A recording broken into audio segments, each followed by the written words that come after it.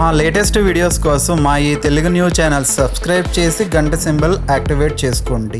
మంగళవారం పూట పొరపాటున అయినా చేతితో ఇది తీసుకుంటే అప్పుల పాలవుతారు. అదే చేతితో ఇది ఇస్తే అప్పులు ఇచ్చే స్థాయిలో ఉంటారు. మంగళవారం అనేది హైందవ ధర్మశాస్త్రాల ప్రకారం, జ్యోతిష శాస్త్రం ప్రకారం అత్యంత శక్తివంతమైన రోజని మనందరికీ తెలుసు. ఈ రోజున అంగారక గ్రహానికి అధిపతి అయిన కుజుడు, అలాగే ధైర్య సాహసాలకు మారుపేరైన హనుమంతుడు విశిష్టమైన శక్తులను కలిగి ఉంటారు. అందుకే మంగళవారం నాడు మనం చేసే ప్రతి పని మన జీవితంపై తీవ్రమైన ప్రభావం చూపుతుంది. సాధారణంగా మనం కొన్ని రోజుల్లో కొన్ని పనులు చేయకూడదని పెద్దలు చెప్తూ ఉంటారు. కానీ మంగళవారం విషయంలో మరింత జాగ్రత్తగా ఉండాలి. ఈ రోజున మనం చేసే చిన్న పొరపాటు కూడా మనల్ని అప్పుల ఊబిలోనికి నెట్టివేస్తుంది. ముఖ్యంగా మంగళవారం నాడు కొన్ని వస్తువులను ఇతరుల దగ్గర నుండి అప్పుగా తీసుకోవటం లేదా చేతి బదులుగా తీసుకోవటం వల్ల మన ఇంట్లోని లక్ష్మీదేవి అనుగ్రహం తగ్గిపోతుంది. శాస్త్రాల ప్రకారం మంగళవారం నాడు కొన్ని వస్తువులను మీరు ఇతరుల నుండి తీసుకుంటే తప్పక అప్పుల పాలవుతారు. అందుకే ఈ రోజున కొన్ని వస్తువుల విషయంలో అత్యంత జాగ్రత్తగా ఉండాలి.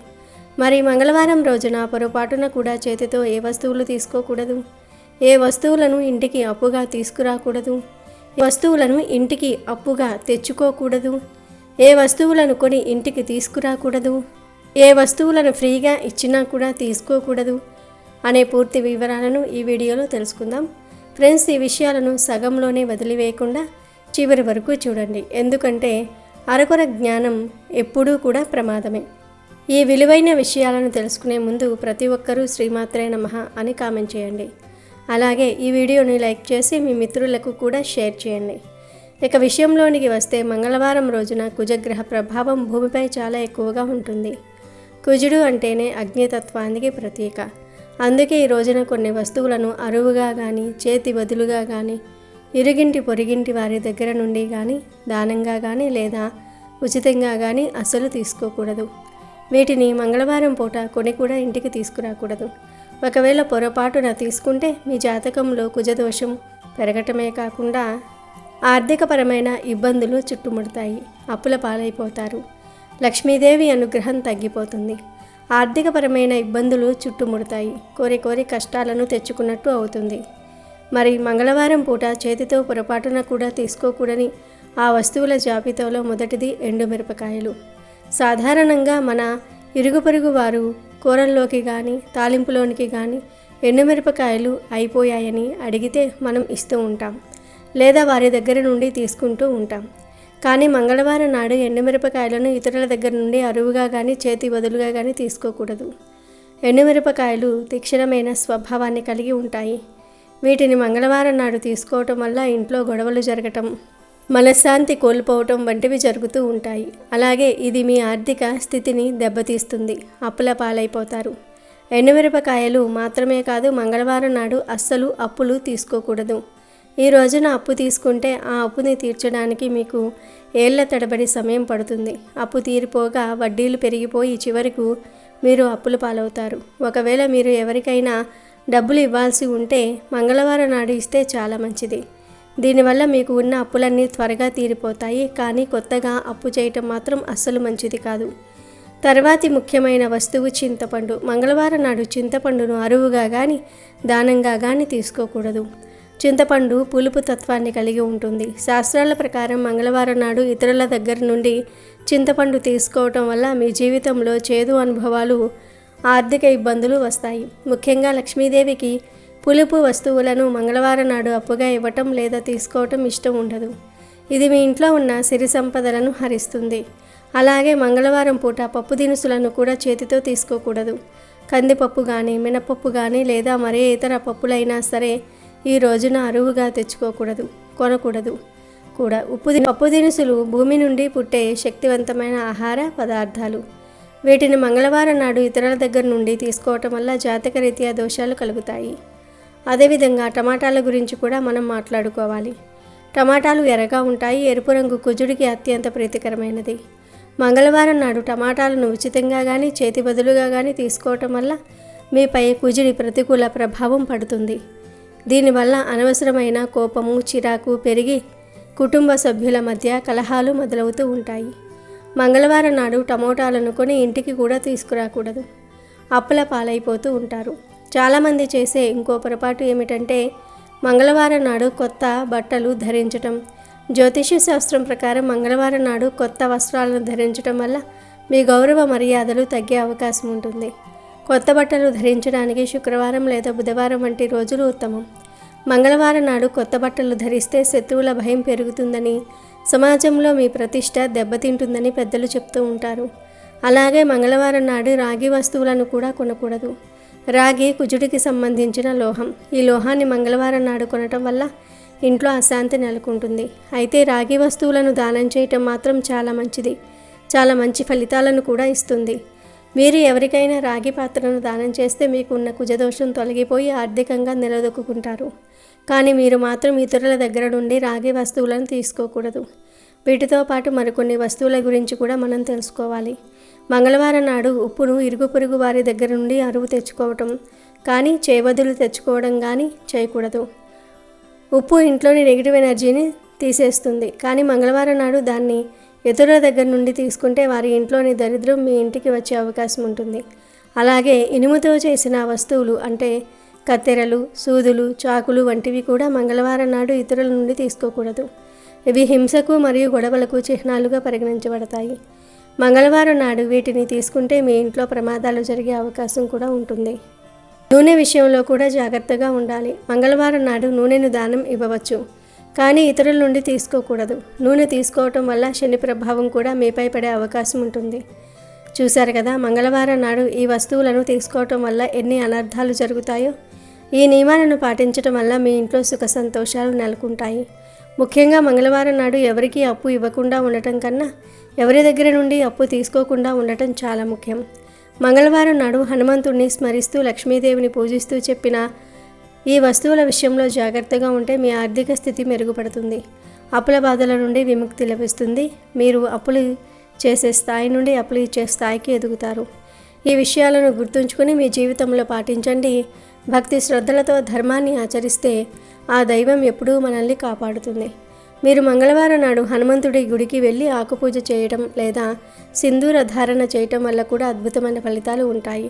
ఇలా చేయటం వల్ల మీకు ఉన్న కుజదోషాలు తొలగిపోయి మీ పనుల్లో ఉన్న ఆటంకాలు తొలగిపోతాయి. మంగళవారం రోజున కనీసం ఒక్కరికైనా ఆకలి తీర్చడం లేదా పేదవారికి ఎర్రటి రంగులో ఉండే పండ్లను దానం చేయటం వల్ల గొప్ప పుణ్యం లభిస్తుంది. దీనివల్ల మీ సంపాదనలో పెరుగుదల కనిపిస్తుంది. ఎప్పుడూ గుర్తుంచుకోండి, మనం ఇతరులకు మంచి చేస్తే మనకు కూడా మంచి జరుగుతుంది. కానీ శాస్త్ర నియమాలను గౌరవించటం కూడా అంతే ముఖ్యం.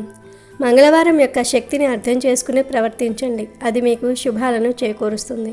వ్యాపారం చేసేవారు కూడా మంగళవారం నాడు ఈ నియమాలను పాటించటం వల్ల వారి వ్యాపారంలో నష్టాలు రాకుండా చూసుకోవచ్చు. ముఖ్యంగా నగదు లావాదేవీల విషయంలో జాగ్రత్తగా ఉండాలి. మంగళవారం నాడు కొత్త పెట్టుబడులు పెట్టడం కంటే పాత బకాయిలను వసూలు చేసుకోవటం లేదా బాకీలు తీర్చడంపై దృష్టి పెడితే లక్ష్మీ కటాక్షం సిద్ధిస్తుంది. మన పూర్వీకులు చెప్పిన ప్రతి మాట వెనుక ఒక అర్థము, ఒక శాస్త్రీయత దాగి ఉంటుంది. వాటిని తూచే తప్పకుండా పాటించడం మన బాధ్యత. ఈ రోజున మీరు చేసే ప్రతి మంచి పని మీ భవిష్యత్తును బంగారుమయం చేస్తుంది. చివరిగా ఒక్క మాట, నమ్మకం ఉన్న చోటనే దైవం ఉంటుంది. ఈ నియమాలను కేవలం మూఢనమ్మకాలుగా చూడకుండా మన జీవితాన్ని ఒక క్రమశిక్షణలో పెట్టే మార్గాలుగా భావించండి. ఆర్థిక ఇబ్బందులు అనేవి మనిషిని మానసికంగా కృంగదీస్తాయి. అలాంటి ఇబ్బందులు రాకుండా ఉండాలంటే ఇలాంటి చిన్న చిన్న జాగ్రత్తలు తీసుకోవటం ఎంతో అవసరం. అందుకే మంగళవారం నాడు ఈ వస్తువుల విషయంలో అప్రమత్తంగా ఉండండి. రేపు మంగళవారం రాత్రి 9 గంటలకు ఈ ఆకును కాల్చండి. చాలు, మీకు ఉన్న అప్పులన్నీ తీరిపోతాయి. లక్షలు కాదు కోట్లు వచ్చి మీ ఇంట్లో చేరతాయి. అవును, మీరు విన్నది నిజం. మన జీవితాలలో అప్పు అనేది ఒక పెద్ద శాపం లాంటిది. ఒక్కసారి అప్పుల ఊబిలో కూరుకుపోతే దాని నుండి బయటకు రావటం సామాన్యం కాదు. ఎంత సంపాదించినా అది వడ్డీలకే సరిపోతుంది. చేతిలో చిల్లి గవ్వ మిగలదు. దీనివల్ల ఇంట్లో మనశ్శాంతి ఉండదు. కుటుంబ సభ్యుల మధ్య గొడవలు జరుగుతూ ఉంటాయి. అప్పుల బాధ మనిషిని ప్రాణాల మీదకు తెస్తుంది. రాత్రి నిద్ర పట్టదు. బయట ఎవరికీ మొహం చూపించలేము.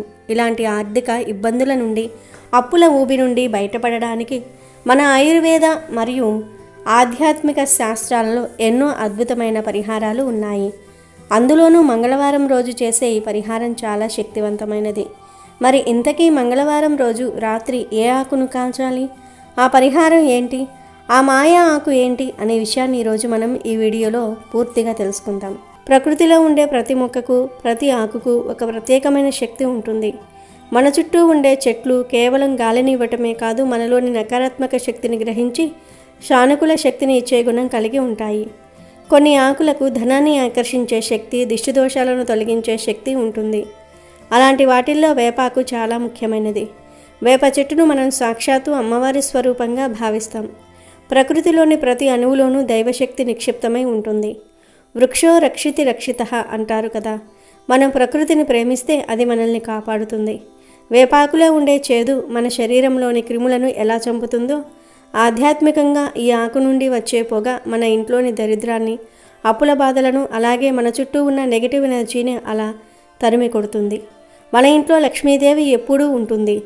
ఎప్పుడైతే ఇల్లు పరిశుభ్రంగా సువాసనలతో నెగిటివ్ ఎనర్జీ లేకుండా ఉంటుందో అప్పుడే ఆ తల్లి మన ఇంట్లో తిష్టవేసి కూర్చుంటుంది.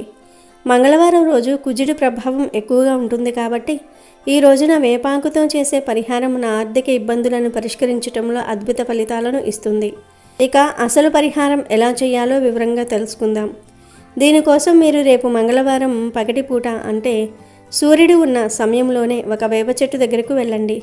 వేప చెట్టుకు మనసారా నమస్కారం చేసుకుని, ఓ వృక్షరాజమా, నాకున్న కష్టాలు తీరడానికి నీ సాయం కావాలి. నీ ఆకులను తీసుకుంటున్నాను, నన్ను అనుగ్రహించు అని కోరుకుని కొన్ని పచ్చని వేప ఆకులను తీసుకొని తెచ్చుకోవాలి.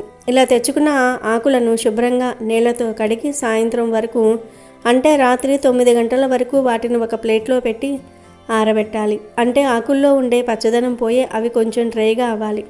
రాత్రి సరిగ్గా 9 గంటల సమయంలో మీరు ఈ పరిహారం మొదలు పెట్టాలి. రాత్రి 9 గంటలు అనేది నిశ్శబ్దానికి, ఏకాగ్రతకు చిహ్నం. ఈ సమయంలో ప్రకృతి శక్తులు మనకు అనుకూలంగా ఉంటాయి. ముందుగా మీరు ఒక మట్టి పాత్రను కానీ లేదా ఒక కొత్త మట్టి ప్రమిదను కానీ తీసుకోండి. ప్లాస్టిక్ లేదా స్టీల్ వస్తువులు వాడకూడదు. మట్టి పాత్రలోనే భూమి తత్వం ఉంటుంది కాబట్టి అది శ్రేష్టం. ఆ పాత్రలో మీరు ఎండబెట్టిన వేపాకులను వేయాలి. ఆ వేపాకుల పైన 3 లవంగాలను కూడా ఉంచాలి. లవంగాలు విరిగిపోకుండా పూర్తి మొగ్గతో ఉండాలి. లవంగాలు ధనాన్ని ఆకర్షించడానికి, మనపై ఉన్న చెడు ప్రభావాలను తొలగించడానికి కూడా బాగా పనిచేస్తాయి. ఆ తర్వాత ఆకులపైన 1 స్పూన్ ఆవాలను వేయాలి. ఆవాలు దిష్టిని, గ్రహదోషాలను పోగొట్టుకోవడంలో నెంబర్ 1 అని చెప్పవచ్చు. ఆ పైన ఒక చిన్న దాల్చిన చెక్క ముక్కను వేయాలి. దాల్చిన చెక్కకు ధనాన్ని ఆకర్షించే శక్తి చాలా ఎక్కువగా ఉంటుంది. అందుకే మనం ధనప్రాప్తి కోసం చేసే ప్రతి పరిహారంలో దాల్చిన చెక్కను వాడుతూ ఉంటాం. దాల్చిన చెక్క సువాసన ధనలక్ష్మిని ఆకర్షిస్తుంది. ఇలా వేపాకులు, లవంగాలు, ఆవాలు, దాల్చిన చెక్క అన్నీ ఒకదానిపై ఒకటి వేసిన తర్వాత వాటిపైన కొంచెం హారతి కర్పూరం ఉంచాలి. ఇప్పుడు ఈ మిశ్రమాన్ని ఒక్కసారి చేతిలో బాగా మిక్స్ చేయండి. ఆ తర్వాత ఒక అగ్గిపుల్ల తీసుకుని ఆ కర్పూరాన్ని వెలిగించండి. కర్పూరం వెలిగించటం వల్ల ఆ వేపాకులు మరియు మిగిలిన పదార్థాలన్నీ నెమ్మదిగా కాలటం మొదలవుతాయి. అప్పుడు ఆ పాత్ర నుండి ఒక రకమైన ధూపం అంటే పొగ వస్తుంది. ఈ పొగలో అద్భుతమైన ఔషధ గుణాలు మరియు దైవిక శక్తి ఉంటాయి. ఇప్పుడు ఆ పాత్రను పట్టుకుని మీ ఇల్లంతా తిప్పాలి.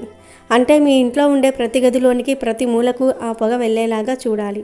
ముఖ్యంగా మీరు డబ్బులు దాచుకునే బీరువా దగ్గర, వంటగదిలో, దేవుడి గదిలో ఈ పొగను బాగా చూపించాలి. మీ ఇంటి గుమ్మం దగ్గర కూడా ఈ పొగను చూపించండి. దీనివల్ల బయట నుండి వచ్చే నెగిటివ్ శక్తులు లోపలికి రావు. ఈ పొగ మీ ఇంట్లో నిండినప్పుడు ఒక రకమైన ప్రశాంతత మీకు లభిస్తుంది. ఆ పొగ వాసన చూస్తూ ఉంటేనే మీ మనసులో ఉన్న ఆందోళనలు, అప్పుల భయము అన్నీ నెమ్మదిగా తగ్గిపోతాయి. ఈ పొగ వల్ల ఇంట్లో ఉన్న క్రిములు చావటమే కాకుండా ఇంట్లో ఉండే దారిద్ర్య లక్ష్మి బయటకు వెళ్ళిపోయి మహాలక్ష్మి ప్రవేశిస్తుంది. అప్పులు ఎప్పుడు తీరుతాయి? ఎప్పుడైతే మనకు మంచి ఆదాయం వస్తుందో అప్పుడే అప్పులు తీరుతాయి. ఈ పరిహారం వల్ల మీకు కొత్త ఆదాయ మార్గాలు పుట్టుకొస్తాయి. మీకు రావాల్సిన బాకీలు తిరిగి వస్తాయి. మీ వ్యాపారంలో లాభాలు వస్తాయి. ఈ పరిహారం చేస్తున్నప్పుడు మీరు మనసులో ఓం శ్రీమాత్రే నమః లేదా ఓం హనుమతే నమః అని జపించుకుంటూ ఉండాలి. మనసులో పూర్తి నమ్మకం ఉంచాలి. నాకున్న అప్పులన్నీ తీరిపోవాలి, నా ఇల్లు ధాన్యాలతో నిండిపోవాలి అని దృఢంగా సంకల్పం చెప్పుకోండి. ఇలా మీరు వరుసగా 3 మంగళవారాలు చేయాలి. మొదటి మంగళవారం చేసినప్పుడే మీ ఇంట్లో మార్పు కనిపిస్తుంది. మీ ఇంట్లో ఉన్న చికాకులు తగ్గి ప్రశాంతత వస్తుంది. రెండో మంగళవారం చేసేసరికి మీ అప్పులు తీరడానికి ఏదో ఒక దారి కనిపిస్తుంది. ఎక్కడి నుండో మీకు ధన సహాయం అందుతుంది. మూడో మంగళవారం పూర్తయ్యేసరికి మీ ఇంట్లో లక్ష్మీదేవి తిష్టవేసి కూర్చుంటుంది. అప్పుల బాధల నుండి విముక్తి లభించి మీరు ఆర్థికంగా ఎంతో ఎత్తుకు ఎదుగుతారు. లక్షలు కాదు కోట్లు సంపాదించే యోగం మీకు పడుతుంది. ధనమైదైన నీళ్ళలా ప్రవహించి మీ ఇంటికి చేరుతుంది. ఇది చాలామంది చేసి ఫలితం పొందిన అద్భుతమైన పరిహారం. కేవలం ఆకును కాల్చడమే కదా అని తక్కువ అంచనా వేయకండి. ఆ ఆకు నుండి వచ్చే పొగలో మీ జీవితాన్ని మార్చే శక్తి ఉంటుంది. గుర్తుంచుకోండి, ఈ పరిహారం చేసేటప్పుడు మనసు పవిత్రంగా ఉండాలి. ఎవరి మీద ద్వేషం కానీ కుళ్ళు కానీ ఉండకూడదు. కేవలం మన కష్టాలు తీరాలి, మన కుటుంబం బాగుండాలి అనే సంకల్పంతో చేయాలి.